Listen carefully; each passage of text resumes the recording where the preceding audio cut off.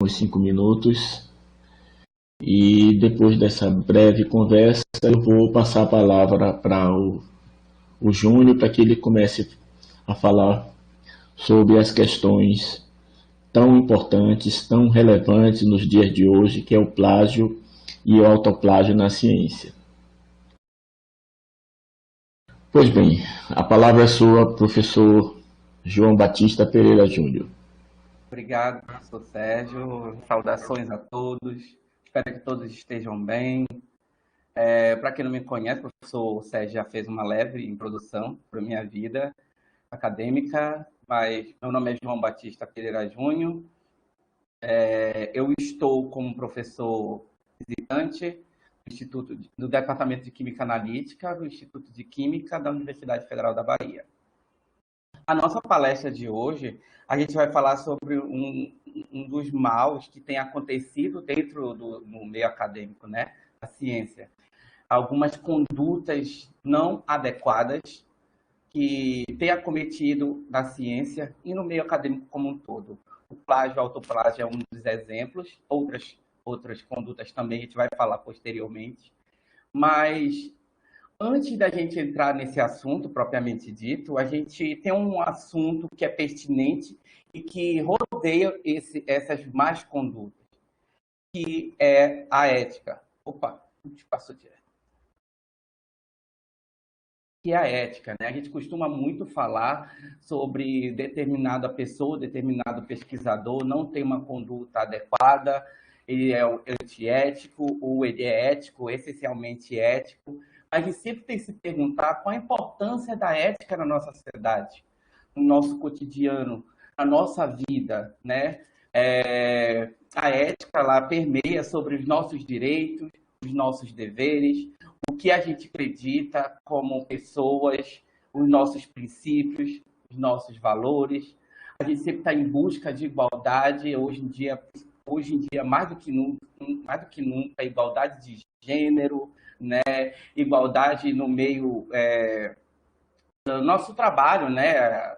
O homem e a mulher exercer a mesma função, receber os mesmos valores, os mesmos prestígios. Então, mas o que vem ser a ética? Qual é o conceito de ética, né? A gente ouve muito essa palavra, mas muita gente não sabe o conceito.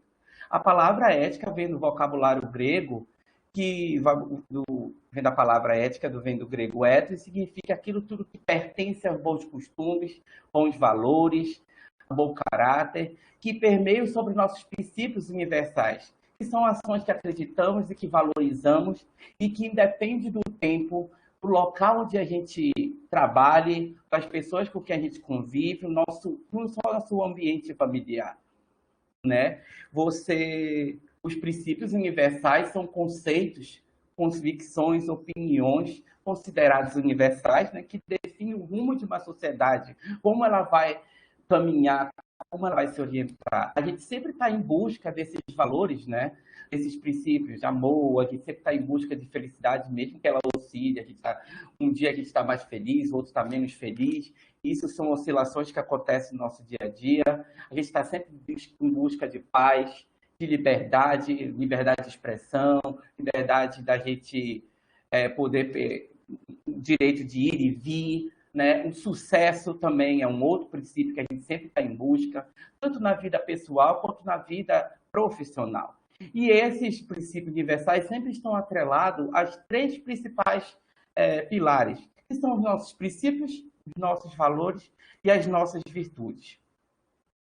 Mas é muito bom, é sempre bom a gente se perguntar quais são os meus valores. O que eu valorizo? O que eu busco como pessoa, como cidadão, qual a minha contribuição dentro da sociedade, né? Nossos valores pessoais, eles são importantes para mostrar nossas características, os nossos comportamentos e que guiam nossas decisões, o nosso senso de justiça, o nosso bom senso, tanto na vida pessoal quanto na profissional. A vida pessoal, a vida profissional, ela sempre vai ser uma extensão do que a gente faz como pessoa, como a gente faz no nosso dia a dia. A vida profissional ela não se separa da tua vida, ou a vida profissional não se separa da tua vida pessoal. O que você é como pessoa, independente de profissão que você exerça, você também vai ser provavelmente ter os mesmos princípios, os mesmos valores, as mesmas convicções dentro do seu ambiente de trabalho. E aí sempre tem que se perguntar qual a importância da ética na nossa sociedade, né? A ética ela vai permear, ela vai ditar regras sobre uma sociedade, o nosso senso de justiça, como eu falei anteriormente, a nossa integridade, nosso respeito para com o próximo, né? O nosso senso de moral, a nossa responsabilidade como cidadãos dentro da sociedade. E aí a gente sempre tem que se perguntar qual é a minha contribuição dentro da sociedade. Eu tenho atitudes éticas da hora que eu acordo até a hora que eu durmo. Eu sou essencialmente ético ou só sou ético quando me é conveniente? Ou só para com o meu colega de trabalho, mas com o meu amigo, com minha família, eu tenho outros tipos de atitude, né? Pequenas atitudes que podem acontecer no nosso dia a dia são também classificadas como atitudes antiéticas, como furar uma fila, ou mesmo que seja para um pagamento num restaurante, furar fila, avançar o sinal vermelho, não ter respeito com o pedestre, comprar produtos roubados ou piratas também são atitudes antiéticas, jogar lixo em local inapropriado, né? Às vezes em alguns locais, em alguns setores, tem um horário apropriado para a coleta de lixo, tem gente que nem liga para isso, não liga para esse horário, estacionar em local proibido, né, na vaga de idosos, na vaga de deficiente, utilizar trabalho infantil ou escravo, a gente nem vai entrar nesse mérito, isso é o absurdo, né? Sonegar impostos, né? Muita gente sonega impostos, a gente sabe que uma nação, uma sociedade, ela vive em função de imposto, né, que a gente paga, que a gente vem a pagar de diversas formas, e ela depende desse recurso financeiro, e muita gente sonega imposto, né? E o que mais acomete a nossa sociedade, infelizmente, da pior forma possível, é a corrupção através dos políticos, né? A gente vê muito noticiário que político corrupto, né? Muito escândalo de corrupção, mas a gente tem que lembrar que os políticos nada mais são do que reflexos da atitude da sociedade, daquela nação, daquele país, daquela cidade, daquele bairro, seja qual for o ambiente. A gente tem que ver quais são as nossas contribuições para que esse tipo de conduta não se permeie. Então, estamos em período eleitoral, a gente sempre ficar atento para que essas mudanças possam vir a acontecer. A gente tem sempre que se perguntar qual é a nossa contribuição para que esse tipo de prática não se permeie, não se perpetue, não continue, que a sociedade não seja penalizada através desse tipo de prática. E na pesquisa, né, no ambiente da pesquisa, né, no meio acadêmico, não vai ser diferente. Você não vai ser diferente do que você é como um cidadão comum, né? Você não vai ser diferente se você for um pesquisador. A sua pesquisa normalmente ela vai se caminhar conforme os seus valores, conforme os seus princípios, né? O pesquisador, ele tem que ter ciência, que ele tem que ter uma conduta responsável quando ele desenvolve uma pesquisa. Sempre haverá uma geração e aumento de conhecimento científico em tudo aquilo que a gente possa vir a fazer como pesquisador, né? E isso vai gerar discussões de diversas formas, né? Através de troca de informações, de troca de conhecimento, através de seminários, palestras, de eventos científicos que a gente possa vir participar, e através das publicações, né, que na maioria das vezes a gente tenta, na melhor forma possível, de publicar aquilo que a gente está pesquisando, né? E a gente não pode esquecer também de um ponto não menos importante, de que no final dessa cadeia, a sociedade é sempre a maior beneficiada. Tudo que você faz, todas as atitudes, todas as escolhas que você faz, tem que ter em mente que a sociedade é sempre a maior beneficiada. Diante disso, o pesquisador tem que ter ciência, né? Tem que ter ciência da construção coletiva da ciência, né? Que ele tem um conhecimento cumulativo, não se faz ciência sozinho, é através de várias pesquisas que você vai construindo a área que você estuda, que você trabalha, que você pesquisa, né? Com isso, você tem que ter uma integridade da pesquisa, você tem que ser uma pessoa responsável, digna, né? A pesquisa deve ser baseada nos mesmos princípios aplicados no nosso dia a dia, nosso cotidiano. Você não deixa de ter os mesmos princípios que você tem no seu dia a dia, né? Então, o pesquisador tem que ser ciência, que ele tem que ser uma pessoa honesta, íntegra, respeitar o próximo pesquisador, tem que respeitar o seu orientando, ou o seu colega de trabalho, ou orientando a respeitar o pesquisador. Uma reciprocidade, né, tem que haver entre pesquisador, entre pessoas, né, que desenvolvem pesquisa, né? Tem que ter um senso de justiça. Então, você tendo esses princípios, você normalmente isso vai reverberar no que você faz. E aí a gente não pode esquecer de 3 pontos importantes. Os pesquisadores têm a obrigação de honrar a confiança que seus colegas depositam nele. A ciência, como eu falei anteriormente, a ciência, a pesquisa é um conhecimento cumulativo. Ninguém faz pesquisa só, né? Ninguém descobre nada só, ninguém desenvolve determinada pesquisa sozinho. Sempre é um acúmulo de conhecimento, né? E se você não for pessoa responsável, resultados inexatos, insuficientes ou não adequados podem conduzir a direções erradas ou desenvolvimentos lentos. E isso vai acarretar diretamente a sociedade. Ela não vai ser beneficiada porque você teve uma conduta não adequada, irresponsável. Outro ponto importante a falar é o pesquisador ter obrigação consigo mesmo, para com ele, né? Ele tem que ter ciência que condutas irresponsáveis podem levar a perdas ou não obtenção de títulos acadêmicos, podem ser exonerados de cargos públicos, né, sanções administrativas, né? Existem outros casos mais graves também, você tem que devolver recursos financeiros, na maioria das vezes as pesquisas são financiadas por órgãos governamentais, que são dinheiros públicos, né, através do meu imposto, do seu imposto, do nosso imposto, que é com muito sacrifício que a gente paga, que não é fácil, e que deram crédito à sua pesquisa. Então, você tem que ter responsabilidade daquilo que você está propondo, está fazendo como pesquisa, né? Além da perda de reputação. Reputação você não adquire do dia para a noite, é com muito esforço, com muita batalha, com muita pesquisa, com muito estudo. E do dia para a noite você perder essa reputação é uma situação bem complicada e são uma das formas que os pesquisadores que não têm atitudes adequadas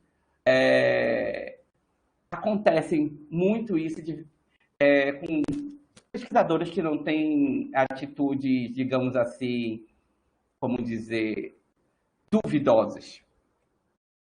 Pesquisadores têm também obrigação de servir a sociedade. Como eu falei anteriormente, nessa cadeia, você tem que entender que a sociedade, o pesquisador tem que entender que a saúde e o bem-estar do indivíduo sempre está a maior beneficiada. Alguns resultados científicos que você possa vir a divulgar afetam diretamente a saúde e o bem-estar da sociedade. Né? Você tem que ter ciência que a sociedade é sempre a maior beneficiada do que você publica, de como você publica, como você divulga os seus resultados, né? Como eu falei anteriormente, projetos de pesquisa são financiados por agências governamentais, a maioria das vezes, né?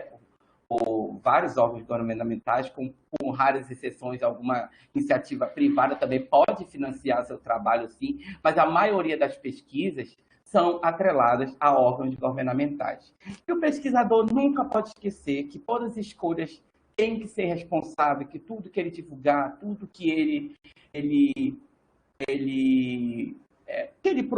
tudo que ele fizer como pesquisador e divulgar isso um evento científico ou através de um artigo em determinada revista formada, isso vai reverberar diretamente para a sociedade. Então, ele tem que ter ciência que a conduta dele tem que ser o mais responsável possível. Diante disso, né, a FAPESP, que é um órgão de fomento, agência de fomento do Estado de São Paulo, lançou em 2014 o seu Código de Prática Científica, né, que permeia sobre diretrizes éticas, né, para os pesquisadores e os bolsistas da FAPESP, né. Foi o primeiro documento do gênero, né, de alguma agência brasileira, né? E eles começaram nesse documento, lá tem todas as diretrizes, quais são os conceitos de cada má conduta científica que o pesquisador pode cometer e as punições também. Esse livro é um guia, né? Um guia de conduta responsável na pesquisa, né? E esse livro está disponível na Amazon, né? Um site de vendas de livros, de outros produtos, já está na sua terceira edição, lá também tem os mesmos, tem alguns conceitos também sobre má conduta científica, quais conceitos de cada má conduta científica, tá? Se vocês quiserem, é só acesso a esse site. E aí a gente entra, propriamente dito, em má conduta científica, né? O que infelizmente tem acometido a ciência como um todo, né? E você pode ter vários tipos de ações, a fabricação, a falsificação, a fraude e o plágio, né? O plágio fica mais em evidência, né? Fala-se muito em plágio e autoplágio também. A fabricação é a invenção pura e simples de dados, né? A falsificação é a manipulação intencional de dados, informações, procedimentos e resultados.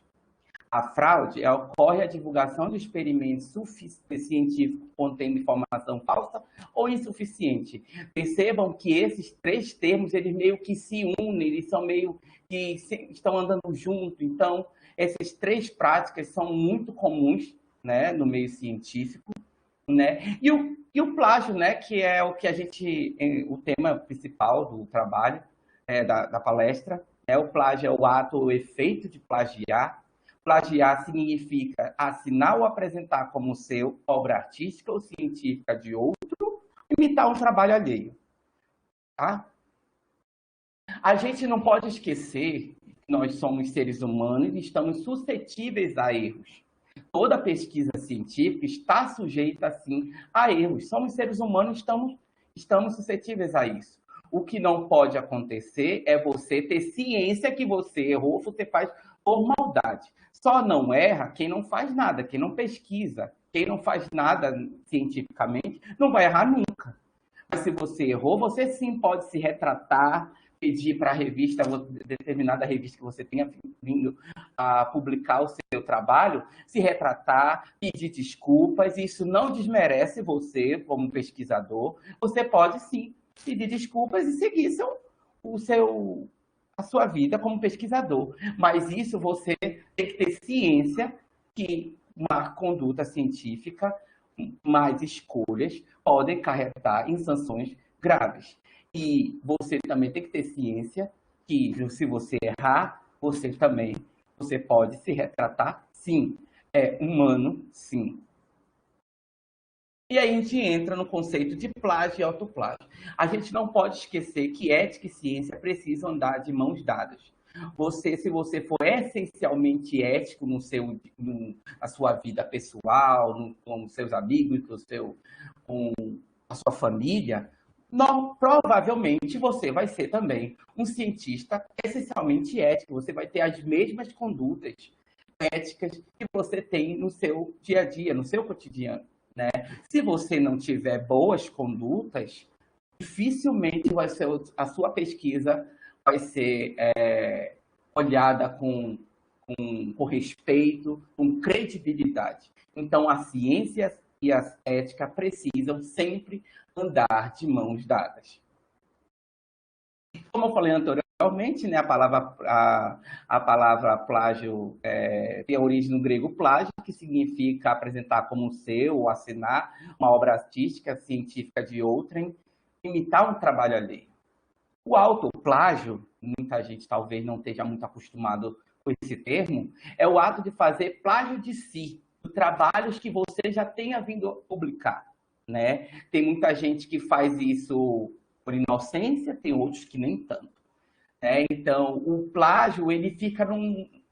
o plágio, ele está mais suscetível a processos, a escândalos, do que o autoplágio. Que o autoplágio você não vai se processar. Dificilmente isso vai acontecer. Ele fica num meio mais íntimo, mais, digamos assim, mais interno do meio acadêmico, né? Mas essa conduta também está sendo punida, está sendo combatida. Você não pode cometer autoplágio, você tem que citar trabalhos que você tenha vindo a publicar anteriormente, né? O plágio ele já está previsto como crime contra o direito autoral, o artigo 7, 22, 24, 33, 101 a 110 e 184 a 186 dizem sobre o direito do autor, né? E o artigo 299 sobre falsidade ideológica. O artigo 184, por exemplo, configura como crime de plágio o uso indevido da propriedade intelectual do outro.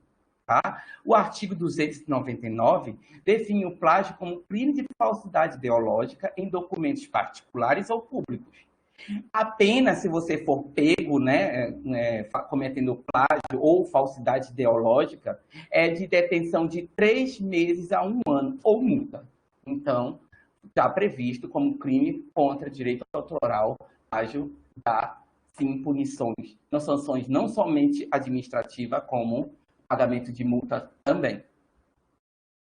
E aí tem tipos de plágio, mas nenhum deixa de ser plágio, só muda o grau ou eles existem diferentes formas de plágio, né? Tem o plágio integral, transcrição sem citação e referência da fonte de um texto completo, né? Esse é o caso mais comum, né? Tem um tipo de plágio parcial, também conhecido como mosaico. Você copia várias frases ou parágrafos de diversas fontes, você faz como se fosse um quebra-cabeça de diversas fontes sem citar as fontes. É o plágio chamado de parcial ou mosaico. E tem o plágio conceitual, apropriação de um ou vários conceitos ou de uma teoria que o indivíduo apresenta como se fosse o seu. Resumindo, é o uso das ideias de outro autor sem citar o original. Todos são plágio, né? Só muda que alguns têm características diferentes, mas todos são plágio e podem e são comuns no meio acadêmico também. Casos de plágio, casos de plágio, infelizmente, acontece bastante no meio acadêmico e em outras áreas também, né? Esses casos aqui, o primeiro-ministro romeno acusado de plágio, o presidente da Hungria renuncia após acusação de plágio, plágio acadêmico derruba ministros tchecos, infelizmente isso não acontece em diversas partes do Brasil, em diversas áreas. Outro caso de plágio que foi noticiado nas mídias sociais, em diversas fontes jornalísticas, a Apple processou a Samsung de plágio por ter aproveitado vários elementos do iPhone, né, que é o produto da Apple, e aí a Samsung foi processada a pagar $1 bilhão à Apple. Temos também casos, né, infelizmente, de plágio no meio acadêmico, como o exemplo da USP demite professor por plágio de pesquisa, né? Ex-alunas denunciam professora de direito por plágio e dizem que não possui curso de pós-graduação, né, que mostre no currículo. Esse caso aconteceu aqui na Bahia, né? E foi recentemente, no período que nós estamos vivendo, pandemia. Imagina a situação, provavelmente essa professora participou de bancas de mestrado, de doutorado, e aí, olha o constrangimento, a dor de cabeça que isso deve estar causando, né? Que eu não sei em que fim esse processo está ocorrendo, mas se ela participou de banca, provavelmente as bancas vão ser revistas. Eu não sei como isso vai acontecer, mas provavelmente isso deve acontecer de alguma forma. E um outro caso da avaliadora, são vários casos, tá? Que tem se vocês colocarem na internet, vocês vão ver vários casos de plágio, eu coloquei só alguns. Outro caso aconteceu, a avaliadora do MEC tem título de doutora cassado pela UFMG. Esse caso aconteceu na Faculdade de Comunicação da Universidade Federal do Pará. Na época eu estava fazendo doutorado, e aí foi um escândalo. A professora era professora de um departamento, de uma faculdade, estava exercendo um cargo administrativo, então ela perdeu esse cargo. Então, se você não tiver responsabilidade, se você não tiver condutas, digamos, adequadas, você vai sofrer sanções administrativas e de todas as formas. Diante dessas problemáticas, dessas mais condutas, principalmente com relação ao plágio, a Universidade da Índia classificou em diversos níveis a conduta de plágio, né? Ela classificou em nível 0, nível 1, nível 2, nível 3. Isso aqui é um exemplo. Algumas universidades adotaram esse tipo de conduta, né? Quando eles classificaram o nível 0, quando o plágio era em até 10% do trabalho. Não havia penalidade para ninguém. E o nível mais alto, o nível 3, quando cometia plágio em mais de 60% do trabalho. E aí tinha as punições. Expulsão para estudantes, pesquisadores podem perder complementos salariais por 2 anos, serem proibidos de orientar alunos por 3 anos, e enfrentarem processos disciplinares que podem levar à demissão em caso de reincidência. Percebam que muita gente pode achar que as punições só são para pesquisadores, que na maioria das vezes estão vinculados a alguma instituição, né, tem cargos administrativos. E neste caso aqui, é um caso que estudantes também sofrem sanções. Neste caso aqui, quando você cometer o plágio de mais de 60% do trabalho, a expulsão dos estudantes. Então, não, claro, isso iam ver, né, vão avaliar o nível da punição, né, iam avaliar, claro, o que ter acontecido, mas tinha punição tanto para pesquisadores, para professores e para estudantes também. Diante dessas má conduta científica que tem acometido nosso meio acadêmico, revistas científicas, principalmente em relação a plágio e autoplágio, revistas científicas têm usado mecanismos de controle, né, usado software para detectar esse tipo de má conduta, né, de atividade, de ação em relação com os pesquisadores, infelizmente, fazem, né, ou consciente ou inconsciente, né? E alguns recursos são os softwares, né? Softwares de plágio, de antiplágio, né? De plágio, detectar plágio e autoplágio. São diversos os softwares, alguns são gratuitos, outros são pagos, e aí vai da sua disponibilidade, da sua pretensão. Alguns softwares, eles permitem que você coloque o texto integral que você está escrevendo, que você está pretendendo publicar, e ele detecta quais são os trechos que estão, digamos, plagiados ou autoplagiados. E alguns softwares são algumas limitações que você tem que recortar frase por frase, trecho por trecho, e aí vai da disponibilidade da sua importância, do que você busca como software, né, para você avaliar o seu trabalho. E casos de fraude também, né? Eu falei anteriormente o conceito de cada um, né? De falsificação, de fraude, de fabricação de dados, né? Esse caso aqui de um cientista sul-coreano condenado por fraude em clonagem, né? Ele alegou em 2005 ter criado as primeiras células-tronco a partir de um embrião humano clonado. E através dessas células-troncos, ele poderia reparar órgãos danificados e tratar a doença como o mal de Alzheimer, que até hoje não tem cura.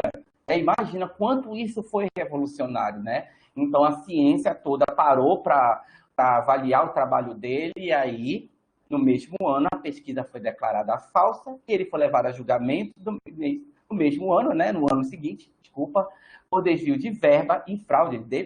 Né? Provavelmente deve ter deve ter tido que devolver o dinheiro, né, da pesquisa que foi financiada, e ele foi processado de todas as formas possíveis, né, que a gente sabe que no Oriente eles são um pouco pesados com relação à justiça. Outro caso também no Oriente aconteceu com uma cientista japonesa que foi acusada de fraude. Um importante estudo sobre célula-tronco, né? Ela chamou o método dela que ela propôs, né? Que é um método revolucionário, o método de Obokata, né? Já que o nome dela é Haruko Obokata.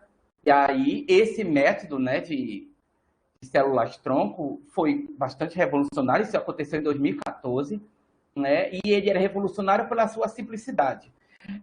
Porque o método dela consistia meramente em submeter células adultas a um banho ácido, não sei qual tipo de banho ácido. Então, aparentemente, né, um método simples, né, revolucionário. E ela publicou esse estudo, né, esse método revolucionário, numa grande revista renomadíssima, que é a Nature, né? Ela publicou 2 artigos em janeiro de 2014 na Nature, e com um tempo, né, depois que descobriram, né, a fraude dos estudos dela, a Nature assumiu o erro, né, talvez por julgamento, por falta de critério de julgamento do trabalho. A Nature assumiu o erro, né, por ter aceitado o trabalho dela sem um critério mais rigoroso, digamos assim. Infelizmente, nós também temos casos aqui no Brasil, né, de universidade. Químico da Unicamp é acusado de fraudar 11 estudos científicos. Né, uma investigação internacional apontou fraude em 11 artigos científicos de um respeitado professor titular de Química da Unicamp.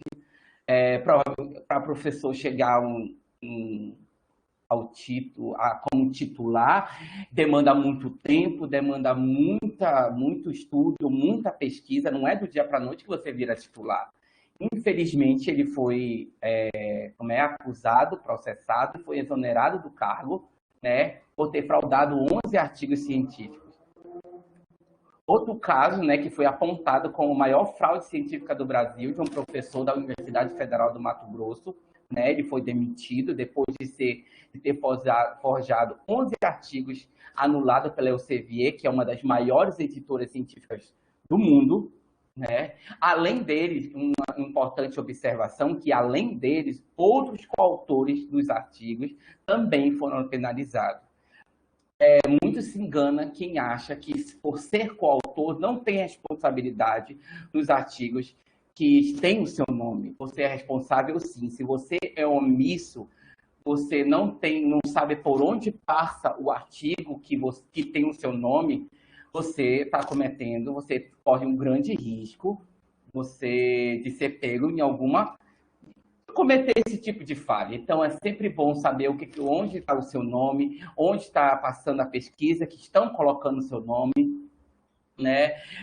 Principalmente pessoas que são super renomadas, são respeitadas no meio acadêmico, independente de área que você atue.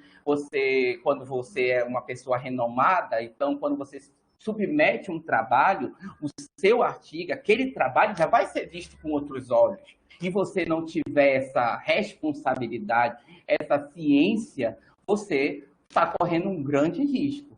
E é bom sempre se reavaliar nesse sentido. E aí, através dessas problemáticas, a FAPESP divulgou fraudes científicas que foram cometidas pelos seus pesquisadores, pesquisadores que foram financiados através da FAPESP, né? As acusações entre elas de falsa coautoria, plágio, fabricação de dados, né? E esses trabalhos foram analisados sob sigilo pela Fundação dentro da política que eu mostrei posteriormente para vocês, é o Código de Boas Práticas Científicas, né? O presidente da época da FAPESP, ele né, deu uma entrevista e ele relatou, né, que eles queriam gerar na sociedade a percepção de que, embora qualquer atividade humana agente honesta e desonesta, isso está no nosso dia a dia, a FAPESP está empenhada em preservar a integridade científica. Então, a FAPESP começou a punir os seus cientistas, os seus bolsistas, de todas as formas, né, se pesquisas foram detectadas que foram manipulados determinados resultados, determinados dados, né? Talvez tivesse que devolver recursos públicos que foram investidos naquela pesquisa. Tipos de condutas antiéticas em publicações, né? Esse gráfico mostra os tipos de condutas antiéticas. Eles classificam por frequência, que mais acontece, né, dessas condutas antiéticas, e o grau, né? O que mais acontece, né, nas publicações de atitudes antiéticas é o ato de parafrasear. Eles classificam o grau 7.6, que é expressar as mesmas ideias com outras palavras que podem chegar até a reescrita completa, mantendo as mesmas ideias. E que menos acontece, mas não menos importante, que tem acontecido bastante em publicações, atitudes antiéticas, com menos frequência, eles classificam como 8.8, é o tipo completo. É copiar o manuscrito completo, né, e enviá-lo em nome próprio. Acontece também com menos frequência, mas acontece muito.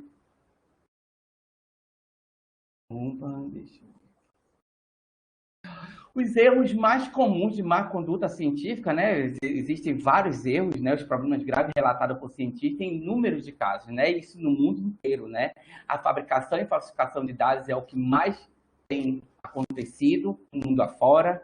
Abuso na publicação de estudos, né? O qual o autor assina o trabalho sem ter participado, ele não tem responsabilidade nenhuma dentro da pesquisa que ele está como coautor. Plágio, né? Que é comércio, plágio, autoplágio, estão atrelados. Abuso em relacionamento profissional, né? Assédio moral, assédio sexual. A gente sabe que isso, infelizmente, acontece no meio acadêmico. A gente tem sempre que estar tentando eliminar de todas as formas. O viés intencional também é outro erro que tem acometido no meio acadêmico, né? O que é o viés intencional? É evitar o experimento que você sabe que vai dar um resultado negativo, o resultado não vai ser adequado. Então, você tem um viés intencional, você sabe que aquela pesquisa não vai dar certo, mas você não expõe esse erro, você omite esse tipo de informação. Então, você tem um viés intencional e a gente tem que sempre estar tentando eliminar esse tipo de conduta. Essa charge aqui é um caso que pode vir a acontecer se você não tiver responsabilidade da forma que você escreve sobre os seus documentos, tanto manuscrito como tese, como dissertação ou monografia de especialização, ou mesmo como exemplo, trabalho de conclusão de curso. A banca pode perceber e pedir para você reavaliar, né, todo o trabalho, porque é um alto grau de plágio e autoplágio. Então, você tem que ter ciência que isso pode acontecer, e eu espero que isso não aconteça na vida de ninguém, porque isso deve ser muito constrangedor. Isso é uma situação muito complicada. Diante dessas problemáticas, dessas práticas inadequadas de má conduta científica, o CNPq divulgou um relatório da Comissão de Integridade de Pesquisa que norteia sobre algumas diretrizes para você entender melhor quais são as suas condutas mais adequadas, as condutas mais adequadas para uma pesquisa científica. E esse relatório foi publicado em 5 de maio de 2011, tá disponível nesse link que eu deixei aqui, que eu mostrei aqui. Eu coloquei algumas diretrizes para a gente relatar, porque são 21 diretrizes, então não dá para colocar tudo aqui, porque senão a gente vai passar muito tempo. Mas eu coloquei alguns pontos que são importantes a gente comentar. Por exemplo, o autor deve sempre dar crédito a todas as fontes que fundamentam diretamente seu trabalho, senão você comete plágio, né?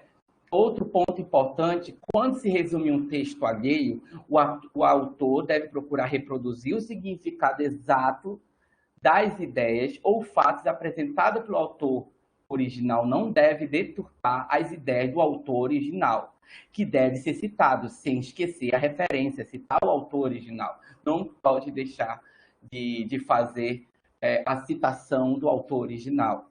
E não mudar a ideia original do autor, não deturpar o que ele relatou, né, o que ele publicou né? Para evitar qualquer caracterização de autoplágio, o uso de texto de trabalhos anteriores do próprio autor deve ser assinalado com as devidas referências e citações.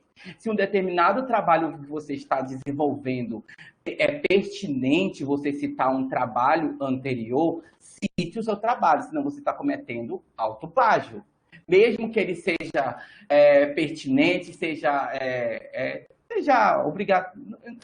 Pertinente é a palavra mais certa, né? Seja mais adequado, você tem que citar, mesmo que você seja o autor, senão você não vai ser detectado autoplágio, ok?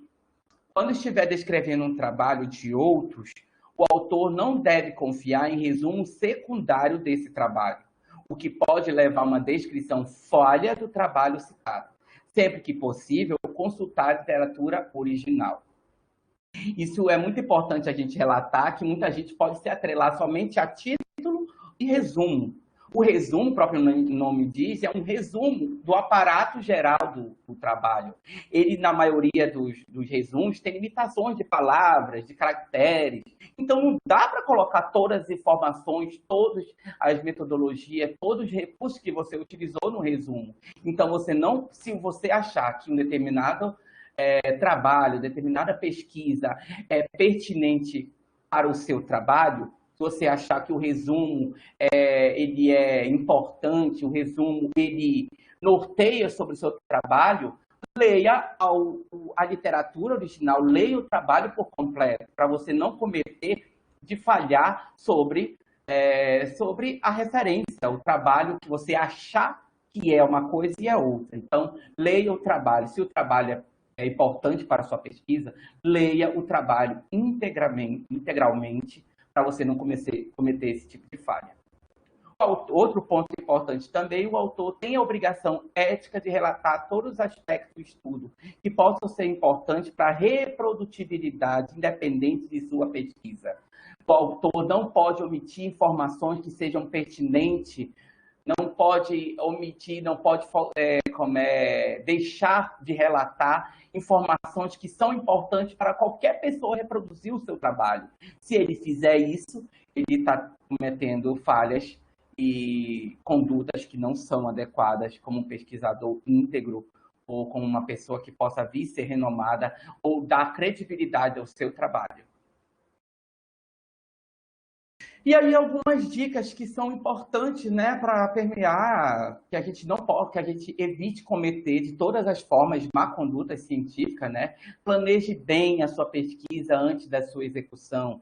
Pense bem, veja quais são os objetivos, quais são as metas, o que você quer alcançar, qual é o público que você quer alcançar, quais são como a sociedade vai ser beneficiada de alguma forma da sua pesquisa. Se for uma pesquisa que envolva seres humanos, antes de submeter seu projeto ao comitê de ética, veja quais são as diretrizes, quais são as metodologias que você vai usar, evitem metodologias muito invasivas, né?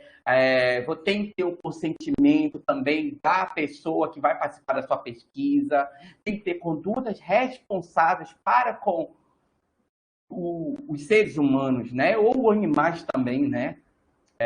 Não faça pesquisa que respeitem a ética ou que causem maus tratos a seres humanos ou animais. Isso leva ao comitê de ética sobre o pesquisador que você é, você ser um pesquisador responsável naquele que você se propõe, ao projeto de pesquisa que você está propondo. Então, sempre tenham essa responsabilidade. Sempre que possível, utilize ferramentas e softwares anti-plágio para você não cometer esse tipo de deslizes, né? Esse tipo de falhas, esse tipo de má conduta. As melhores formas de evitar plágio são a citação e a referência. Não trocar a ideia principal do autor original, como eu falei anteriormente, né? Não sempre citar os autores. Sempre pesquise em fontes confiáveis, né? Principalmente hoje, nos últimos anos, a gente tem recebido muito convite para publicar em revistas predatórias, né? Aquelas revistas que ficam fazendo convite para você publicar nas revistas, né, que eles estão fazendo convite. Lembre-se revistas renomadas, com alto fator de impacto, com alta credibilidade, dificilmente vai mandar convite para você publicar sua revista. Você que vai correr atrás de publicar na revista, se ela for uma revista renomada, com alto fator de impacto. Com raras exceções, pode vir sim um convite se você for um pesquisador renomado, que tem know-how em determinado assunto. Você pode sim ser convidado para escrever um editorial, uma revisão sobre determinado assunto que você tem conhecimento, mas isso vai demandar tempo, conhecimento, responsabilidade, muita dedicação, não é do dia para a noite. Então, consequentemente, evitem revistas que não tenham credibilidade, não sejam fontes confiáveis. Outro ponto também muito importante, não menos importante, sempre dê crédito e indique a fonte de onde ele tirou a imagem. Não somente texto, a imagem também, você tem que dar crédito à imagem do autor principal, né? A imagem, o fluxograma, o gráfico que você usou, se for de um outro autor, citar também o autor original dessa fonte. E aí, esse é um assunto muito amplo, né? A ética, a pesquisa, a má conduta científica, são assuntos muito abrangentes, muito importantes no nosso meio acadêmico, né? Que é o que a gente atua. E, diante disso, há vários eventos para se discutir sobre a ética em pesquisa. Esse já passou, esse foi uma edição digital, né? Que nós estamos, infelizmente, num período de pandemia, então os eventos, na maioria os eventos estão sendo de forma digital, esse já passou de 1 a 2 de outubro de 2020, mas há outros eventos também que quem quiser participar pode entrar, né, se inscrever, provavelmente, né, vão ser digitais, né, então tem esse aqui que vai acontecer ainda em dezembro, no Rio de Janeiro, então não sei se são pagos, se pode qualquer pessoa participar, mas eu acredito que sim, né? São eventos que vão discutir sobre a integridade, né? O valor da ética na pesquisa. Então, esse assunto é um assunto muito abrangente, não dá para a gente falar só num dia, né? Só numa palestra, é um assunto muito extenso. Então, os eventos vêm para isso, para a gente sempre tentar eliminar esse tipo de conduta, né? E entender melhor cada vez mais sobre a integridade e a ética da pesquisa. Esses são já alguns documentos disponíveis para leitura, para entender um pouco melhor sobre os conceitos, sobre os termos, né, de má conduta científica.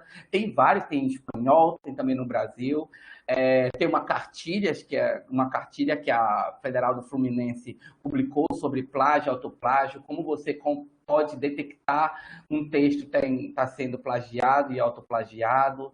Então, esses documentos, se vocês quiserem, depois eu passo os links para vocês terem acesso, para entender um pouco melhor sobre esse assunto, que é muito pertinente, muito sério no nosso meio. Eu espero que tenha contribuído da melhor forma possível para a gente entender um pouco melhor sobre esse assunto, mas é um assunto muito abrangente, como eu falei anteriormente, e obrigado pela atenção.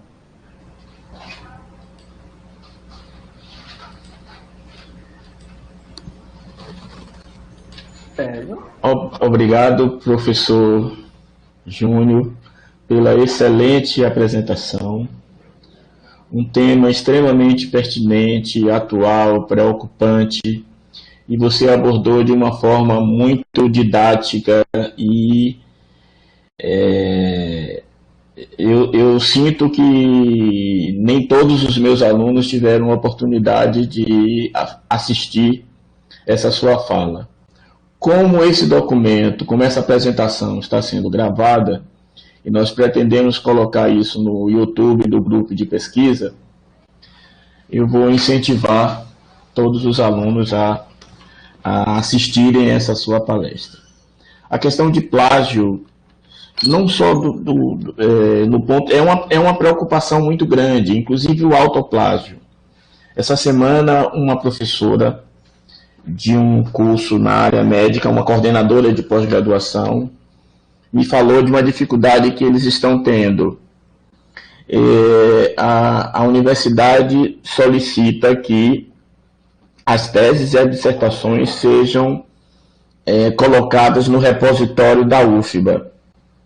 E o que está acontecendo é que, ao colocar a dissertação e a tese do discente no repositório, quando ele submete o artigo nas revistas, está apontando como se houvesse um plágio.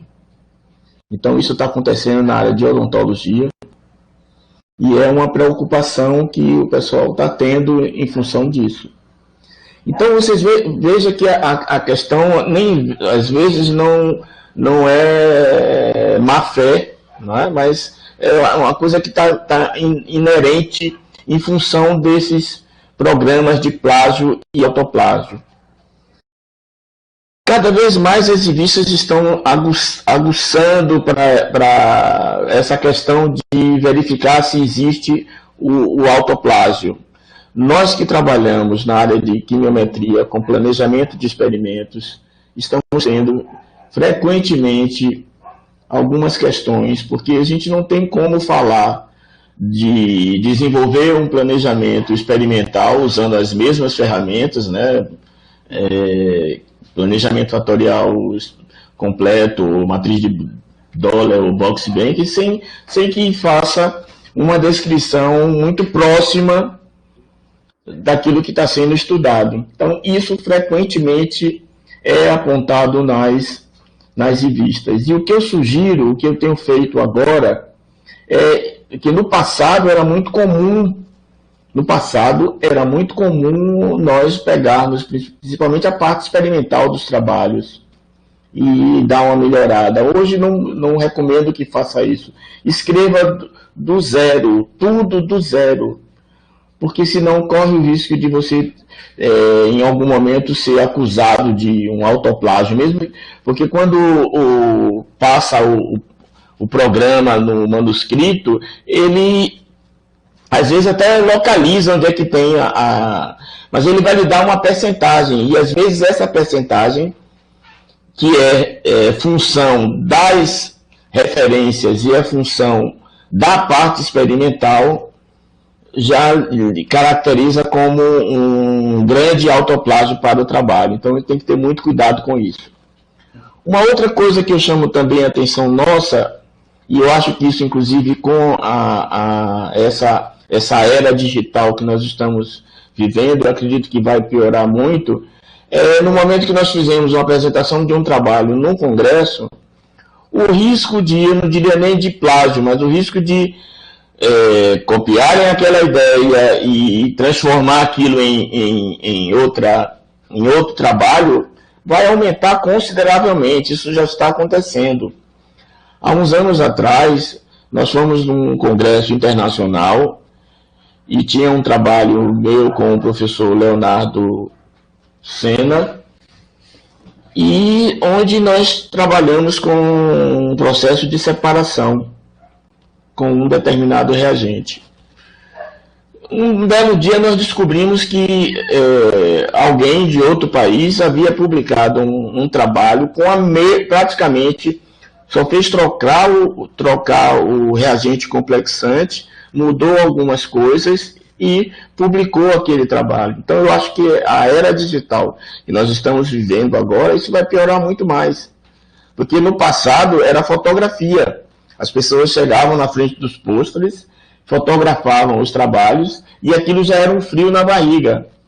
Hoje não vai precisar nem fotografar, você não vai ver nem fotografando, você vai estar o manuscrito na tela do computador. Então isso é uma preocupação que eu tenho. Um outro relato também que eu gosto de sempre chamar a atenção é que às vezes tem algumas instituições que estão solicitando que, no momento que um candidato vai fazer a inscrição em um congresso, ele apresente todos os seus artigos publicados com uma... Como é que eu disse? Esqueci o nome. Que passe no cartório para fazer Autenticação. Autenticação. Isso está sendo solicitado muito. Por que isso está sendo feito?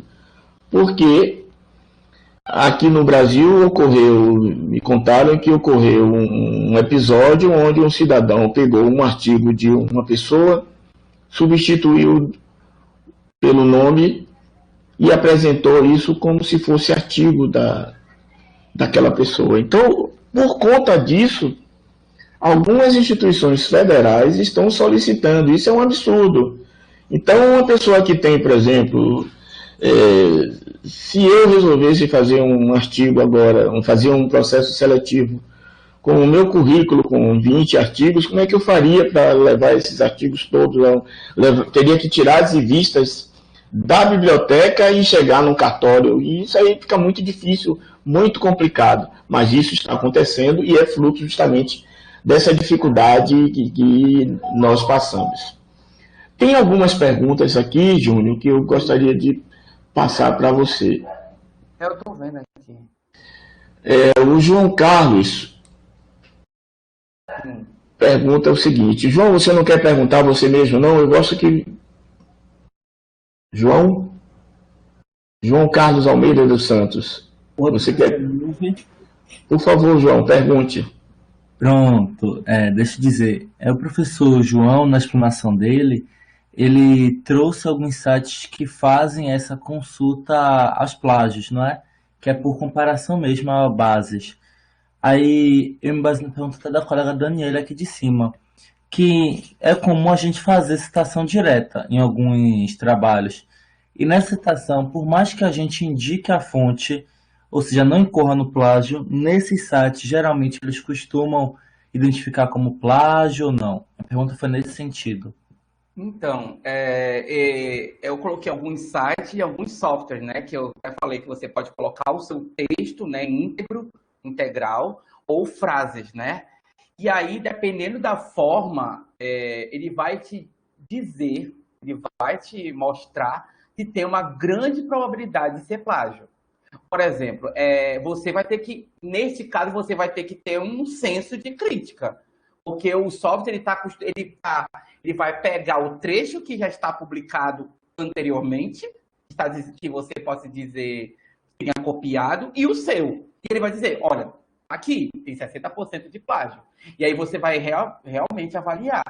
Se você vai ter que ter um bom senso de avaliar se tem plágio ou não. Alguns softwares te dizem qual é o termo que você pode trocar ou a forma que você deveria se adequar.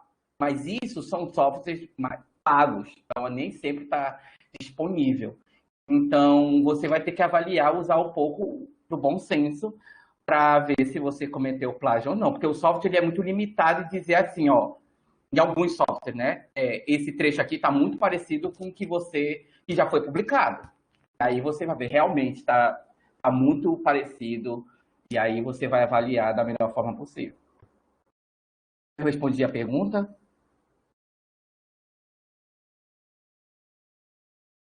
João? Respondeu sim, professor. A Daniele Santos pergunta se parafrasear é incorreto. Não foi isso, Daniele? Sim, é incorreto se você parafrasear um texto integralmente. Sim, rapidinho. Na verdade, assim, eu entendo que parafrasear, no meu entender, seria eu fazer um tipo de citação indireta. Eu pegar a ideia do autor, colocar com as minhas palavras e referenciar ele. Então, assim, no meu entender, isso é correto. Sim. Então, isso não seria parafrasear. Então, o que você quer dizer assim com parafrasear? É eu pegar somente as ideias do autor, trocar para as minhas palavras e não fazer a referência. Sim, você parafrasear, você coloca... Se você parafrasear e não citar o autor, você está cometendo plágio. É isso. Então, assim, desculpe só te interromper. Então, assim, desde quando eu referenciar, tá tudo certo. Sim, né? E você pode e você também não pode ser integralmente o texto, né? Integralmente, se eu digo uma ideia geral de um texto, você, como eu falei anteriormente, você não pode mudar a ideia original do texto. né? Você tem que referenciar, parafrasear, porque vai pegar uma parte da frase, não tem jeito, porque a ideia original vai estar contida, não tem jeito, mas você copiar totalmente sem referenciar, você está cometendo plágio. Entendi, perfeitamente. Deu para entender? Entendi perfeitamente. Então, assim, só aproveitando o gancho, mais abaixo, só uma curiosidade mesmo, porque você frisou para a gente se atentar em não mudar a ideia do autor. Sim. Então, nesse caso, assim, como o avaliador ele vai descobrir? Eu não tenho intenção nenhuma de fazer isso, mas, assim, em algum momento, se acontecer, como é que o avaliador vai perceber que eu mudei a ideia do autor? Você está falando com relação a... Você pegar um texto... Você está falando com relação à revista? A revista, artigo... Bom, se você mudar a ideia do autor, ou você tem uma, digamos, vamos cogitar uma má conduta científica e não for uma coisa altamente explícita, né? Se for, digo, eu mudei a ideia do autor e ele já tinha sido publicada essa ideia, não referenciei, certo? A revista não vai conseguir detectar de imediato. Não tem como, porque você não copiou totalmente. O que pode vir a acontecer, porque normalmente a gente trabalha na nossa área de conforto, nossa área de pesquisa. Então, se você publicou de um determinado autor, o autor original provavelmente um dia pode vir a pegar o seu trabalho. E ele vir a detectar o plágio e ele processar. Entendi. A gente sempre tem que lembrar que o plágio, se não for detectado dessa forma, normalmente eles são expostos da forma de processos. O autor original processa o plagiador. Se o mesmo que você cometa isso e o autor não se sentir incomodado e ninguém detectar, passa batido. Passa batido. Não tem outra fonte de você ser penalizado. O autor principal não se importou, a revista não se importou, isso vai dizer muito sobre quem você é, a atitude que você está tendo. Mas você, se não for através de um processo, de uma retratação, dificilmente você vai ser penalizado desta forma. Na verdade, minha pergunta em relação a isso foi só curiosidade mesmo. Eu pensei que qual o sentido de uma pessoa pegar a ideia de um autor e mudar... Eu vou ligar a lâmpada aqui rapidinho. Mas ficou claro.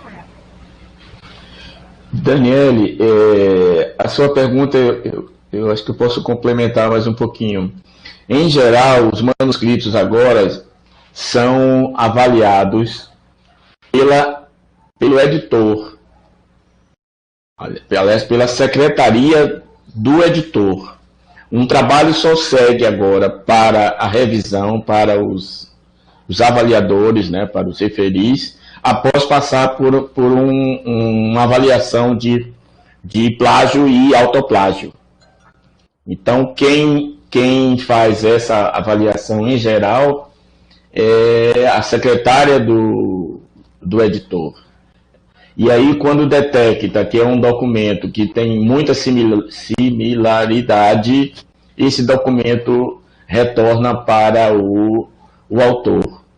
Se for uma coisa muito gritante, ele é rejeitado sumariamente. Se for algo que possa ser consertado, e se a revista tiver um grande interesse em publicar aquele ponto, ele vai dizer, olha, isso aqui precisa ser reformulado, mas só serve para avaliação após uma revisão nos sistemas de plágio e autoplágio.